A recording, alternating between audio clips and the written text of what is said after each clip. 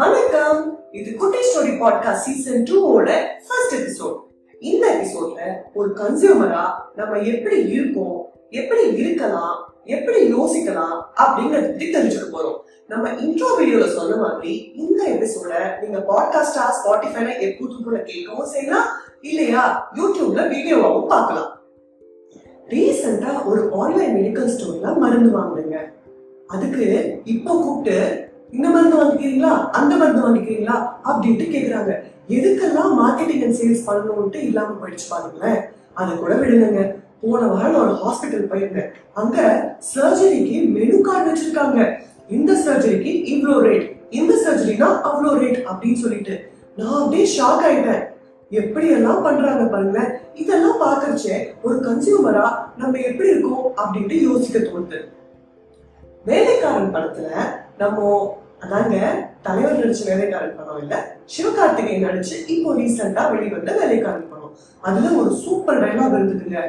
ஒரு மனுஷன் வெறும் 8 மணி நேரம் தான் ஒர்க்கர், மிச்சம் 16 மணி நேரம் அவரோட கன்சியூமர் அப்படின்ட்டு கன்சியூமரோட இம்பார்ட்டன்ஸ் பத்தி சொல்லியிருப்பாங்க. கொஞ்சம் ரிமைண்ட் பண்ணி பார்த்தோம்னா, சென்னைக்கு மிக மிக அருகில் அப்படின்னு சொல்லிட்டு விழுப்புரம் திண்டிவனத்துல தான் பிளாட்டை வந்து கூவி கூவி வித்தாங்க. சும்மா இல்லைங்க, நம்மள டிவி சீரியல் ஸ்டார்ஸ் எல்லாம் கூப்பிட்டு வளைச்சு ஆட் போட்டாங்க. ஞாபகம் இருக்கா? அதுக்கப்புறம் ஒரு சீசன்ல அபார்ட்மெண்ட் சேல், அதாங்க நம்ம டவுன்ஷிப் எல்லாம். இங்கதான் ஸ்விம்மிங் பூல் வருது, தோ அங்கதான் ஜிம் வருது, தோ இங்கதான் ஒரு மினி கிரிக்கெட் கிரவுண்டே வருது அப்படின்ட்டு கம்பி கட்டுற கதையெல்லாம் சொல்லி நல்லா வித்து நம்மள ஏமாத்துனாங்க. கரெக்டா? இப்போ ரீசெண்டா ஒரு 2 இயர்ஸ்க்கு முன்னாடி கிளாஸ் ரூம் எக்ஸ்பீரியன்ஸ் உங்க வீட்டுக்கே கொண்டு வரோம், நாங்க இப்படி நடத்துவோம் அப்படி நடத்துவோம் அப்படின்னு சொல்லிட்டு ஆன்லைன் கிளாஸஸ் பத்தி பேரண்ட்ஸ்க்கு நிறைய சொல்லி அவங்கள மயக்கி நிறைய ஸ்டூடெண்ட்ஸ என்ரோல் பண்ணிட்டாங்க. ஆனா இப்போ என்ன சொல்றாங்க, nothing like physical classroom experience அப்படின்னு சொல்லிட்டு பிசிக்கல் டியூஷன்ஸ்க்கு திருப்பி ஆட் போடுறாங்க. என்னங்கப்பா இதெல்லாம்? நீங்க தானே சொன்னீங்க கிளாஸ் ரூம் வீட்டுக்கே கொண்டு வரோம்ட்டு, இப்ப என்ன நீங்க கிளாஸ் ரூம் வர சொல்றீங்களே அப்படின்னு கேட்டா, அது போன மாசம், நான் சொல்றது இந்த மாசம் அப்படின்ட்டு வடிவேல் சொல்லுவாங்க போல இருக்கு. தூள் படத்துல மயில்சாமி திருப்பதிக்கு போயிட்டு பிரசாதம் வாங்கிட்டு வரதுக்கு மறந்து போயிடுவாரு. அப்போ ஜிலேபியை மாத்தி வாங்கிட்டு வந்துருவாரு. அந்த சீன்ல விவேக் அதை கண்டுபிடிச்ச உடனே, ஏண்டா திருப்பதியில ஜிலேபிக்கு பதிலா திருப்பதியில லட்டுக்கு பதிலா ஜிலேபியை உட்கார்ந்து விட்டியேடா ஒரு பீலா, அதை மட்டும் நான் மன்னிக்கவே மாட்டேன்டா அப்படின்பாரு. அந்த மாதிரி நம்மள நிறைய பேருக்கு ஏமாந்த எக்ஸ்பீரியன்ஸ் கண்டிப்பா இருக்கும்ல. இந்த கன்சியூமரா நம்மள மயக்கிற விஷயங்கள் ஒரு 4 விஷயம் இருக்குங்க. 4. நம்ம குட்டி ஸ்டோரியோட ஃபர்ஸ்ட் சீசன் கேட்ட நிறைய பேருக்கு இந்த 4ஓட எக்ஸ்பேன்ஷன் கண்டிப்பா தெரிஞ்சிருக்கும். அப்படி தெரியலன்னா பரவாயில்ல, இப்ப போர்ஷன்ஸ் ரிவைஸ் பண்ணிக்கலாம். ஓகே, 4. ஃபர்ஸ்ட் வந்து F ஃபார் ஃப்ரீ. ஃப்ரீ அப்படிங்கிற வார்த்தையை கேட்டோடனே, என்ன ஃப்ரீ, எங்க ஃப்ரீ, ஒண்ணு ஃப்ரீயா அப்படின்ட்டு செம்மையா எக்ஸைட் ஆயிடும் இல்லையா? ஆனா அந்த மாதிரி ஒரு பொருள் ஃப்ரீயா கிடைக்குதுன்னா நிஜமாவே அது நமக்கு வர்த்தா, நமக்கு தேவையா அப்படின்ட்டு யோசிக்கிறத மறந்து போயிடுவோம்.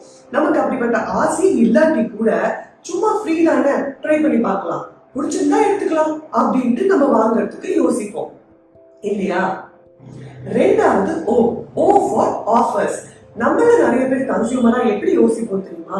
ஒரு பொருள் நமக்கு தேவையா இருக்கு, அதுல ஆஃபர் இருக்கா அப்படின்னு பார்க்காம, ஆஃபர்ல இருக்கிற பொருள் நமக்கு தேவையா இருக்குமோ அப்படின்ட்டு யோசிப்போம்.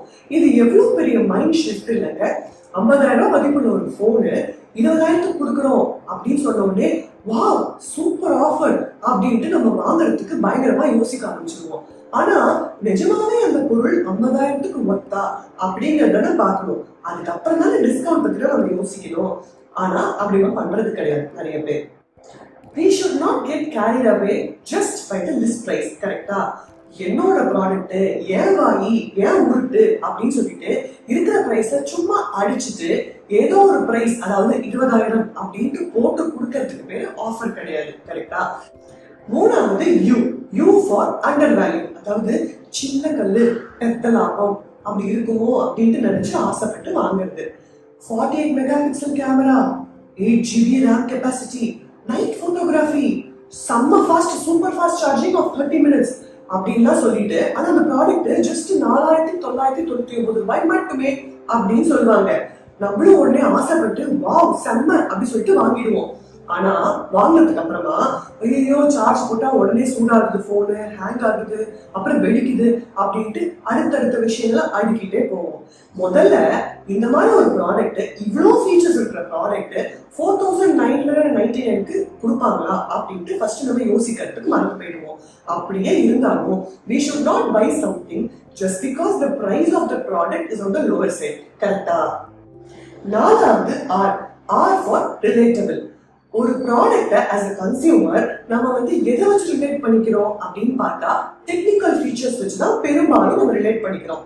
இது நிறைய கம்பெனிஸ்க்கு சூப்பர் அட்வான்டேஜஸ்ங்க. ஆனா இது ரொம்ப வருத்தப்படக்கூடிய விஷயம். ஏன் சொல்றேன்னா, முன்னாடி காலத்துலாம் பாத்தீங்கன்னா ஒரு பைக் வாங்கணும் வச்சுக்கோங்க, நம்ம என்ன பார்ப்போம், என்ஜின் ஸ்பெசிபிகேஷன் கரெக்டா இருக்கா, அதோட மைலேஜ் நல்லா கொடுக்குமா, லாங் லைஃப் வருமா, சேஃப்டி ஃபீச்சர்ஸ் இருக்கா, இப்படி நல்லா யோசிப்போம். ஆனா இப்போ எப்படி வாங்குறோம் நம்ம, இதுல நேவிகேஷன் பாசிபிலிட்டி இருக்கா, சார்ஜர் போட முடியுமா, ஸ்பீக்கர் இருக்கா, ப்ளூடூத் இருக்கா, அது இருக்கா, இது இருக்கா அப்படின்னு தான் கேட்கிறோம். அதெல்லாம் இருந்து என்ஜின் ஒழுங்கா இல்லைன்னா என்னங்க யூஸ், ஆனா அதெல்லாம் நம்ம யோசிக்க மறந்து போயிடுறோம். மொத்தத்துல இந்த கருத்து what I am saying is, இந்த எபிசோடோட கன்சியூமரா நீங்க பண்ண வேண்டியது 4 things. முதல் விஷயம் என்னன்னா, எங்க யூடியூப் பேஜ போய் சப்ஸ்கிரைப் பண்ணி அந்த மணியை அடிக்கிறது, ஏன்னா அப்பதான் நோட்டிபிகேஷன் வரும். ரெண்டாவது விஷயம், இந்த எபிசோட் பத்தி உங்களோட கமெண்ட்ஸ் உங்க ஃப்ரெண்ட்ஸ் அண்ட் ஃபேமிலியோட ஷேர் பண்றது. மூணாவது விஷயம், எங்களோட இன்ஸ்டா பேஜான யுவர்ஸ்_குட்டி ஸ்டோரிய ஃபாலோ பண்றது. நாலாவது அண்ட் ரொம்ப ரொம்ப முக்கியமானது, உங்களோட கமெண்ட்ஸ் அண்ட் ஃபீட்பேக்கை எங்களுக்கு ஷேர் பண்றது. அடுத்த எபிசோட்ல இன்னொரு இன்ட்ரெஸ்டிங்கான மூவி டயலாக் அண்ட் விஷயத்தை பத்தி கேட்கலாம் அண்ட் தெரிஞ்சுக்கலாம். அது வரைக்கும் பாய், குட்டி ஸ்டோரி.